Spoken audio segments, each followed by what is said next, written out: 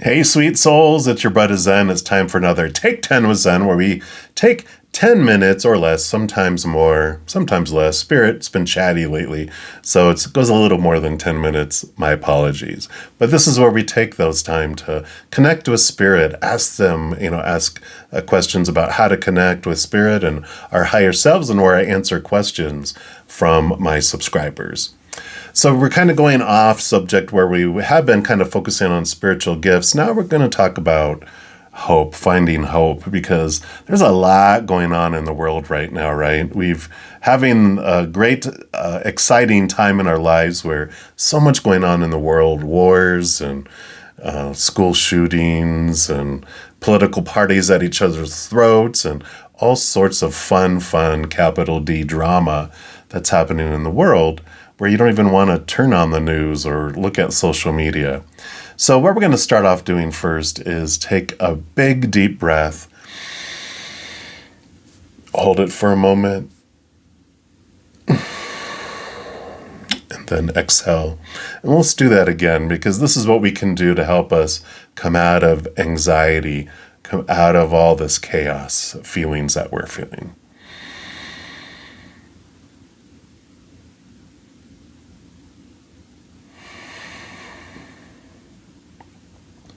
Let's do it a couple more times before we get into the subject.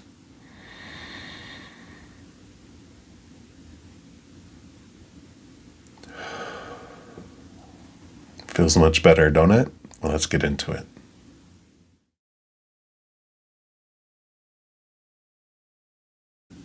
When we feel this hopelessness, its root is anxiety, and at that root, fear.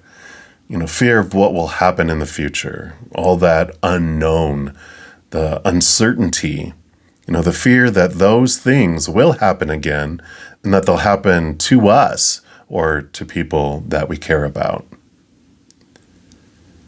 When we look into the past, we see that these things have been going on for centuries, if not millennia. When humans go into fear, they'll go into fight or flight mode. And we mostly witness the fight between people. When people flight away, we might experience people disappearing out of our lives or out of public eye. But for the most part, what we see in the news and what makes the most noise are the fights between people. When I worked in a call center, that's where you experience, people that are having trouble with your company or whatever. The ones we would hear from were the fighting people, because when we go into fight or flight mode, when we feel unsafe or out of control, we do either fight or flight, and we will kick out this intelligent, loving, compassionate side of us. And who's in charge then is the 2-year-old within us, our inner child, with its pet cat. So it's the one that hisses and calls and fusses and, and attacks because it needs to feel safe and in control again. It's and that's what a company wants. They want people to call in to hear their concerns, to try to resolve things. Because the flight people, the people that flee, they're the ones that stealthily just disappear, cancel their accounts quietly and invisibly, and the company has nothing to do to save those people. So, that's why companies would prefer that, even though the people that take those calls would not. I used to do those. So we know how that is there. Conflict will always happen as long as there are humans who are experiencing fear in their lives, some way, somehow.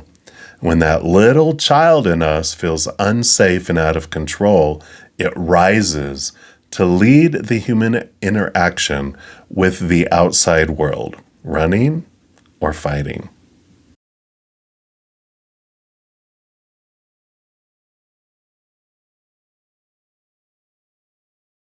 War, it starts when someone doesn't do something that we expect them to do.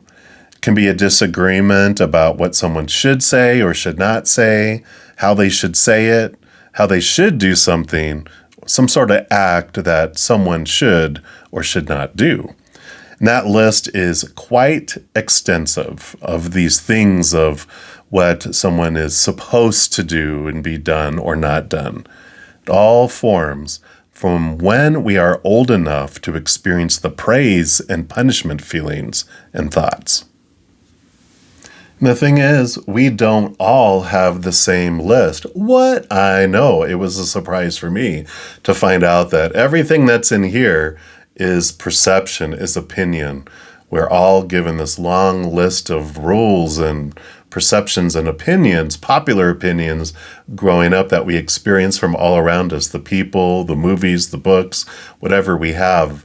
And even if you're twins, I have twin nieces, and they have different perceptions of things too, even though you think, wouldn't they have all the same? But no, they had different friends, different experiences. They weren't, attached at the hip. So they even have had different experiences.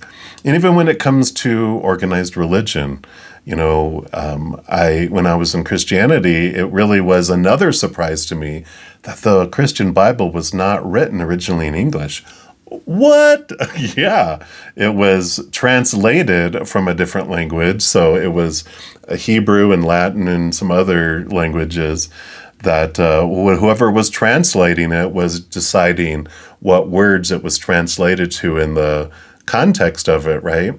And then it also, was found in a cave where the scrolls originally were, where some were destroyed. There also was the church, and King James decided what should be entered into it and what should not. So there was a lot of iffiness that came into all of that and the perceptions of everything. And so when you realize, wow, 10 different people can hear someone say something and have 10 different interpretations of it. So there is some cloudiness that comes into all of this, thinking about what things are supposed to be and should be. So where do we find all this hope amongst this conflict and war?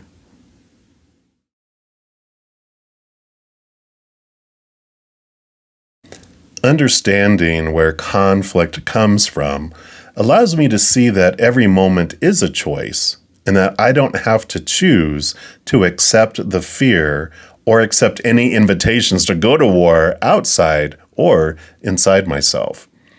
I stand in my power knowing that every moment I am the one who gets to choose the story in my thoughts. I'm the one that gets to choose the emotion I'm feeling in this moment, the energy and intention I am putting forward with my focus, and what physical actions I choose to make in the world. Then I do what I can from a place of love, whether that's voting for specific people in government office that represent my beliefs that come from a loving place, or some sort of loving act that I do in the physical world.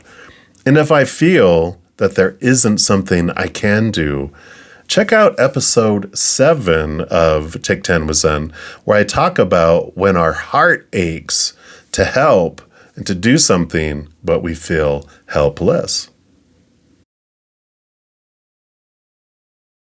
And when we realize everything happens on purpose, for a purpose, when we realize we can trust that the universe is kind and it always has our highest experience in mind with what unfolds around us.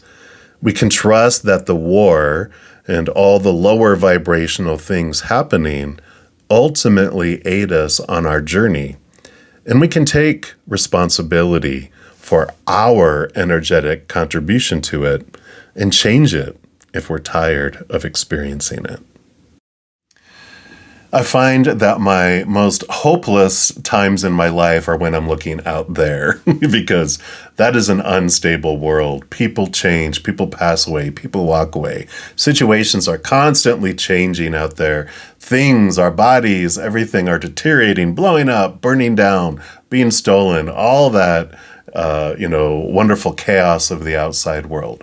When I look out there and I'm defining myself and I'm seeing the world that's when the hopelessness is at its highest.